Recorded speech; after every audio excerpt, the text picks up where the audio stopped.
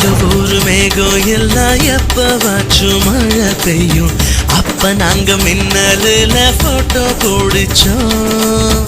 தொப்புள் கொடிய போலத்தான் இந்த ஊரை வாழ்ந்தோம். வெயில தவிர வாழ்க்கையில வேற என்ன அறிஞ்சோம். வெயிலோடு விளையாடு, வெயிலோடு உறவாடு, வெயிலோடு மல்லு கட்டி ஆட்டம் போட்டோமே. நெண்டூரும் நரிவூரும் கருவேலங்காட்டோரும் கட்டானாய் சுத்தி சுத்தி வட்டம் போட்டோமே. பசி வந்தா குருவே